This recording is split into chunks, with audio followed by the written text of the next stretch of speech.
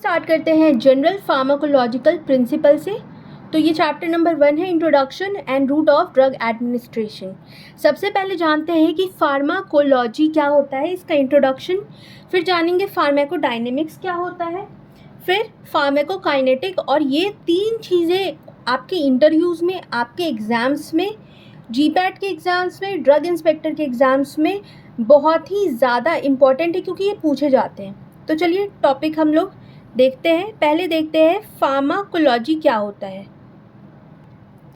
देखिए, जैसा कि आप देख सकते हैं, फार्माकोलॉजी एक साइंस है। किस चीज़ का? फार्मा मतलब होता है ड्रग, मतलब मेडिसिन का ये एक साइंस है। और लोगोस मतलब होता है डिस्कोर्सिन, मतलब किसी भी ड्रग के बारे में जब हम बहुत ही डिटेल से स्टडी करते हैं उसको हम कहते हैं फार्माकोलॉजी। इसमें आप ड्रग के एडमिनिस्ट्रेशन के बारे में, ड्रग के रिस्पॉन्स के बारे में, उसमें कौन कौन से छोटे मोटे केमिकल सब्सटेंसेस होते हैं, लिविंग सिस्टम्स होते हैं, केमिकल मॉलिक्यूल्स होते हैं, इन सब के बारे में हम बहुत विस्तार से पढ़ाई करते हैं। Okay, so it encompasses all aspects of knowledge about drugs, but most importantly those that are relevant to effective and safe use for medicinal purpose। ठीक है, इसमें हम ड्रग का सेफ यूज़, क्या मेडिसिनल पर्पस है, क्या इफ़ेक्ट्स एंड साइड इफ़ेक्ट्स है, हम ये सारी चीज़ें जानते हैं। हिस्ट्री वगैरह नहीं, सिंपल से फार्माकोलॉजी देखते हैं। उसके बाद आते हैं फार्माकोडायनेमिक्स पे। फार्माकोडायनेमिक क्या होता है? ठीक है, जो मेडिसिन हमारे बॉडी में हमने क्या किया, एडमिनिस्टर कर दिया, ठीक है, उसके बाद वही ड्रग हमारे बॉडी के साथ क्या कर रहा है, इसकी जानकारी हमें फार्माकोडायनेमिक्स से मिलती है। ठीक है, फार्माकोडायनेमिक्स मतलब होता है what the drug does to our body, हमारे साथ ड्रग अब क्या कर रहा है। तो सिंपल सी बात है, फार्माकोलॉजी मतलब हो गया साइंस ऑफ ड्रग, उसकी स्टडी। फार्माकोडायनेमिक्स मतलब to study what drug does to our body. इसमें आपको फिजियोलॉजिकल और बायोकेमिकल इफेक्ट मिलता है जानने को ड्रग के बारे में, उसके मैकेनिज्म ऑफ एक्शन, हमारे बॉडी में इसका कैसा एक्शन हो रहा है, मैकेनिज्म ऑफ एक्शन क्या है, हर ऑर्गन्स पे, हर ऑर्गन सिस्टम पे, हर सेल के ऊपर, हर मैक्रो मॉलिक्यूल्स के ऊपर क्या उसका मैकेनिज्म ऑफ एक्शन है, हम फार्माकोडायनेमिक्स में समझते हैं। ठीक है, सो अगर डेफिनेशन में पूछा जाए तो it is the science where we study what drug does to the body including the physiological and biochemical effect of the drug and their mechanism of action at organ system, subcellular, macromolecular levels. Okay, इसका example दिया है कि जैसे adrenaline का shot लगा, उसके बाद वो जाके इंटरेक्ट करता है एड्रिनो रिसेप्टर से, है ना, फिर वहाँ पे जी प्रोटीन है, उसमें स्टिमुलेशन होता है। और स्टिमुलेशन किसको करता है? Cell membrane bound adenylyl cyclase. तो ये सब आपको वैसे आगे पढ़ने को मिलेगा, ये एक एग्जाम्पल है। उसके बाद देखते हैं फार्माकोकाइनेटिक्स क्या होता है। अगर फार्माकोकाइनेटिक्स की बात की जाए तो काइनेटिक आपने सुना होगा फिजिक्स में, काइनेसिस मतलब या फिर काइनेटिक मतलब होता क्या है? काइनेटिक मतलब होता है किसी का मूवमेंट। ये भी एक ग्रीक वर्ड है काइनेसिस, जिसका मतलब होता है मूवमेंट। यहाँ पे हम जानते हैं कि what the body does to the drug. ठीक है, हमारी बॉडी ड्रग के साथ क्या कर रही है, वहीं आप फार्माकोडायनेमिक में समझते थे कि ड्रग हमारी बॉडी के साथ क्या कर रहा है। There is a small difference. ठीक है, यहाँ पे क्या है, हमारी बॉडी उस ड्रग के साथ क्या कर रही है। ठीक है, it refers to the movement of drug, drug हमारे बॉडी में कैसे कैसे मूव कर रहा है।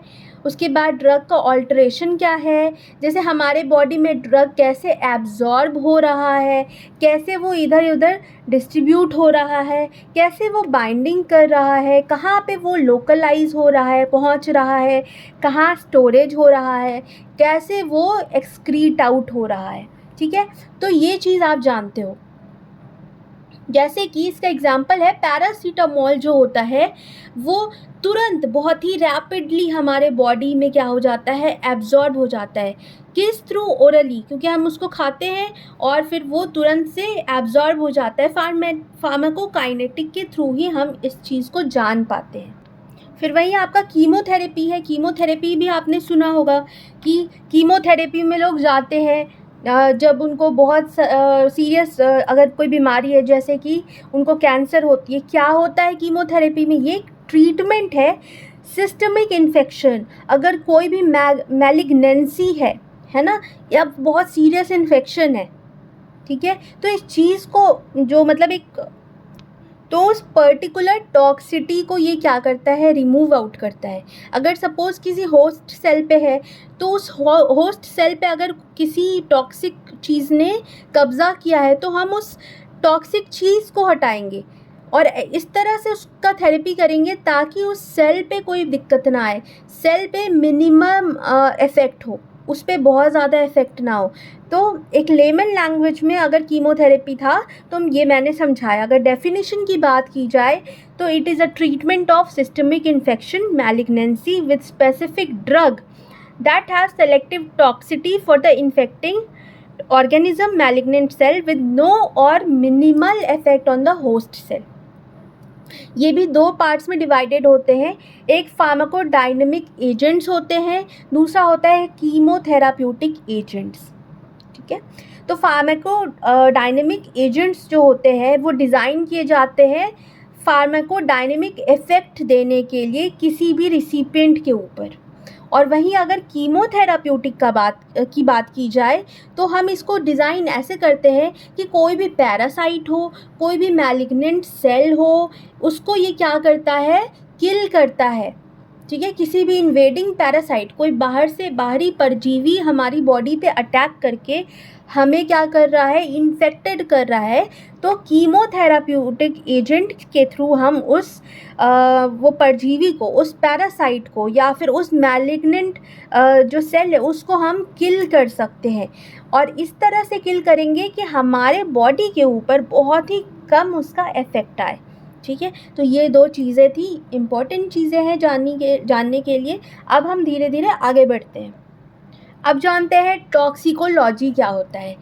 टॉक्सिक मतलब होता है पॉइज़न, ठीक है। किसी भी पॉइजनस इफ़ेक्ट जो कि किसी ड्रग के वजह से, किसी दूसरे केमिकल के वजह से, वो केमिकल हमारे हाउस होल्ड में भी हो सकता है, हमारे आजू बाजू में हो सकता है, पॉल्यूशन के थ्रू, इंडस्ट्री के थ्रू, एग्रीकल्चरल, होमिसाइडल, ये इन सारों के थ्रू अगर हमको किसी भी प्रकार से पॉइजनस इफ़ेक्ट आ रहा है तो उसको कैसे हम एम्फसाइज करें, उसकी डिटेक्शन कैसे हो, ठीक है, उसको हम कैसे रोकें, प्रिवेंशन और उस पॉइज़न का ट्रीटमेंट ही टॉक्सिकोलॉजी कहलाता है।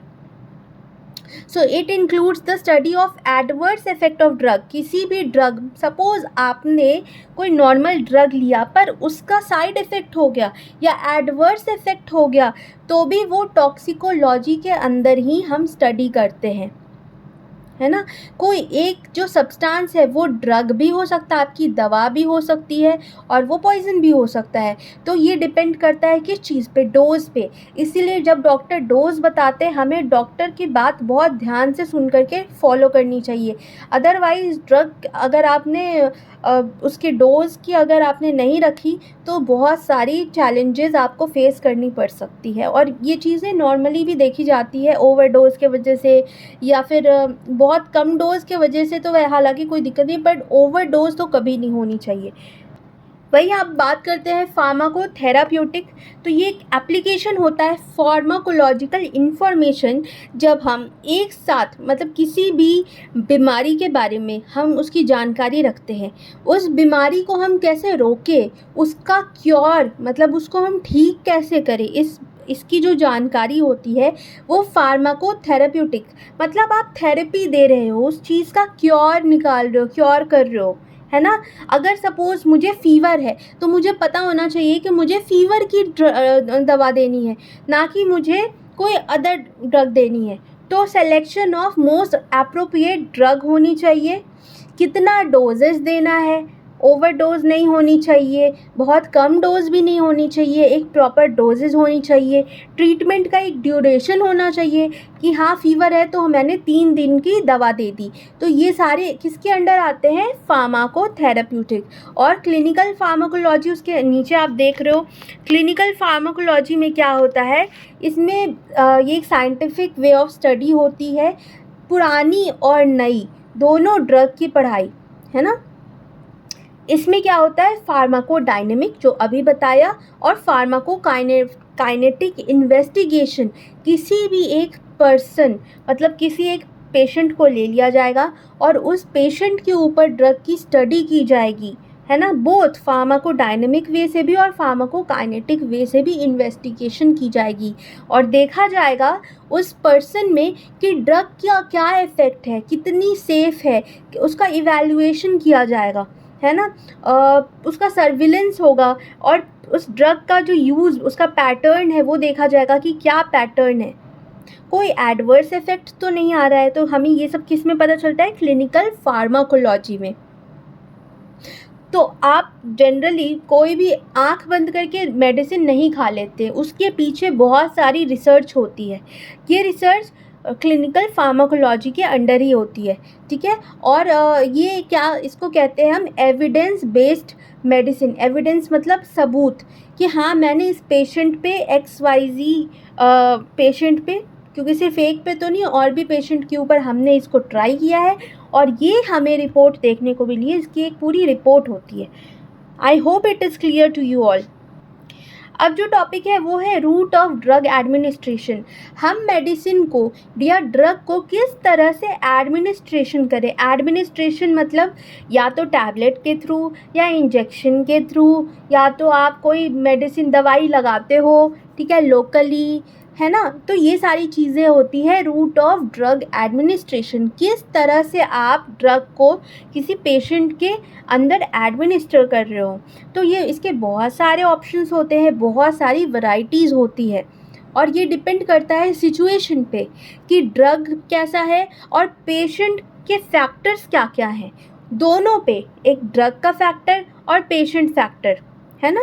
तो जो मोस्ट कॉमनली है लोकल एक्शन और सिस्टमिक एक्शन देखने को मिलता है। लोकल मतलब अगर कोई आपको क्रीम दे दिया जाए तो आप आराम से ऊपर लगा लेंगे, और सिस्टमिक एक्शन में हो गया आपका जो कि ब्लड रूट में जो आता है उसको सिस्टमिक कहते हैं। पहले देखते हैं लोकल में क्या क्या है।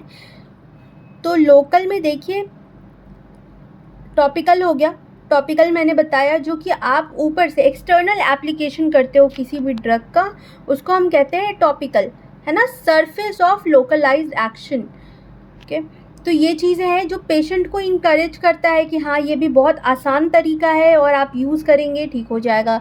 जैसे कि आपके स्किन में कोई प्रॉब्लम हो गया, नाक में, आँख में, कान में, ठीक है, तो ये सारे में आप लोशन, ऑइंटमेंट, क्रीम और पाउडर वगैरह लगा करके आप इसको अपने प्रॉब्लम को रिजॉल्व कर सकते हैं। तो ये क्या है? लोकल, ठीक है, लोकल एक्शन है।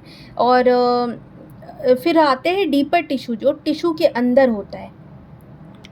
डीपर टिश्यू होता है कि डीप एरियाज़ में आपको कैसे आप कीजिएगा, तो या तो आप सिरिंज या फिर नीडल के थ्रू अप्रोच कर सकते हैं ताकि वो धीरे धीरे इसका एब्जॉर्प्शन भी हो जाए और आपकी मेडिसिन काम भी करे, अपनी इफ़ेक्ट भी दिखाए। तो ऐसे में मतलब क्या होता है, ड्रग इस फॉर्म में होना चाहिए कि जो सिस्टमिक एब्जॉर्प्शन हो वो थोड़ा स्लो हो, इसकी वजह से अपना वो धीरे धीरे काम करके आपको इफ़ेक्ट देता रहे। इसका एग्जांपल है इंट्रा आर्टिकुलर इंजेक्शन, जो कि नी जॉइंट में दिया जाता है। हाइड्रोकॉर्टिसोन, इसके हाइड्रोकॉर्टिसोन एसीटेट है इसका सॉल्ट, नी जॉइंट में दिया जाता है। और इन्फिल्ट्रेशन अराउंड नर्व, है ना, लिडोकेन सुन्न करने के लिए दिया जाता है। रेट्रोबल्बर इंजेक्शन, ये आँख में दिया जाता है, आँखों के मतलब आई बॉल के पीछे दिया जाता है। इसमें भी हाइड्रोकॉर्टिसोन एसीटेट होता है। फिर सिस्टम में फिर थोड़ा सा थर्ड में आएंगे आर्टीरियल सप्लाई। ये क्या होता है? क्लोज इंट्रा आर्टीरियल इंजेक्शन, है ना। इसको हम देते हैं एंजियोग्राफी के टाइम पे, या फिर एंटी कैंसर ड्रग भी होता है तो हम इसको तब देते हैं। ये भी क्या करता है? लोकलाइज इफेक्ट देता है, अगर आपके लिम्ब मैलिग्नेंसीज है उसमें भी ये एक लोकलाइज्ड इफेक्ट देता है। अब बात करते हैं सिस्टमिक रूट में। तो सिस्टमिक रूट मैंने बताया जो कि आपके ब्लड सर्कुलेशन में जाता है, उसको हम क्या कहते हैं, systemic route. The drug administered through systemic route is intended to be absorbed into the bloodstream. उसमें है ओरल, जो कि उस पर मैंने वीडियोस बना रखे हैं। ये एक सबसे ओल्डेस्ट और कॉमनेस्ट मोड है ड्रग एडमिनिस्ट्रेशन का। बहुत सेफ भी है, कोई असिस्टेंस की ज़रूरत नहीं है, नॉन इन्वेसिव है, पेनलेस होता है और क्या है, चीपर होता है। तो इसमें क्या आता है, टैबलेट होता है, कैप्सूल है, स्पैंस्यूल्स है और मोल्डेड टैबलेट्स आते हैं। गैस्ट्रोइंटेस्टिनल थेराप्यूटिक सिस्टम जैसे लिक्विड डोजेस फॉर्म एलिक्सर हो गया, सिरप हो गया, इमल्शन हो गया, मिक्सचर्स हो गया, जो हम ओरली लेते हैं, मुंह में आप इसको एडमिनिस्टर करते हैं। तो ये चीज़ हो गया ओरल। आपका ये सीधा कहाँ जा रहा है, सिस्टमिक में।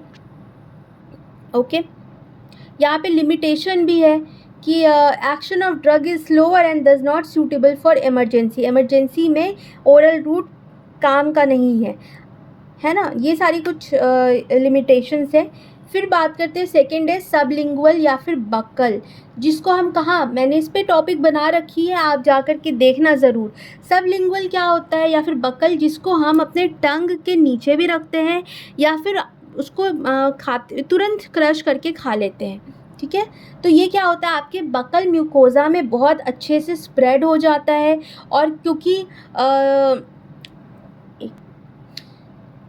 क्योंकि ओनली लिपिड सॉल्यूबल और नॉन इरिटेटिंग ड्रग जो है वो एडमिनिस्टर किया जाता है, इसके वजह से जो इसकी एब्जॉर्प्शन भी है वो भी फास्ट होती है और बहुत जल्दी इसका एक्शन हो जाता है और कन्वीनियंट भी होता है। इसके साथ साथ ही इसका जो एब्जॉर्प्शन होता है वो बहुत ही फास्ट हो रहा है। मेटाबॉलिज्म आपका जो है फर्स्ट पास मेटाबॉलिज्म होता है, एब्जॉर्प्शन फास्ट हो गया तो डायरेक्ट ये सिस्टमिक सर्कुलेशन में चला जाता है। इसके एग्जांपल्स हैं डिस अमीनो ऑक्सीटोसिन या फिर GTN। रेक्टल रूट भी होता है थर्ड में।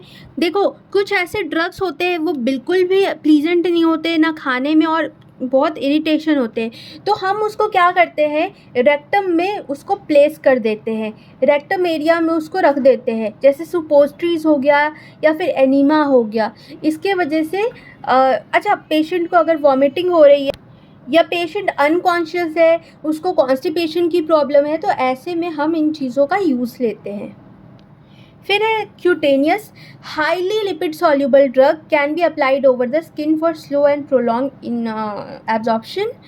तो the liver is also bypass, the drug can be incorporated in ointment and applied over specific area of skin. इस टेक्निक में क्या होता है, आपकी वो ड्रग को स्किन के ऊपर अप्लाई करके रब किया जाता है। रब करने से क्या हो जाता है, उसका जो ऑयली बेस है वो एब्जॉर्ब होता है ना, और फिर उसका जो एब्जॉर्प्शन है वो भी थोड़ा स्लो होता है पर प्रोलॉन्ग्ड होता है लंबे टाइम के लिए। इसमें एक ट्रांसडर्मल थेराप्यूटिक सिस्टम होता है वो आते हैं, पैच जैसा होता है। ये पैच होने की वजह से उसको स्किन पे क्या कर दिया जाता है, स्टिक कर दिया जाता है। इसकी साइजेस भी होती है 5 से 20 सेंटीमीटर स्क्वायर, है ना, साइज़ होती है। और ये क्या करता है, ये ड्रग जो है वो रिजर्वायर बनता है, एक बैकिंग फिल्म होती है और एक रेट कंट्रोलिंग माइक्रोपोर मेम्ब्रेन होता है। ये मतलब ये डोज को देख रहा है कि वो किस तरह से एब्जॉर्ब हो रहा है, थोड़ा स्लो इसकी मैकेनिज्म होती है।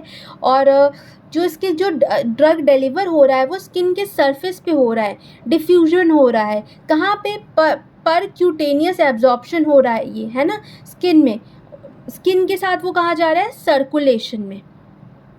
तो ये ड्रग थोड़ा कांस्टेंट रेट में आपके बॉडी में धीरे धीरे डिफ्यूजन होता रहे और प्रोलॉन्ग्ड टाइम के लिए हम ऐसे भी देते हैं इसको।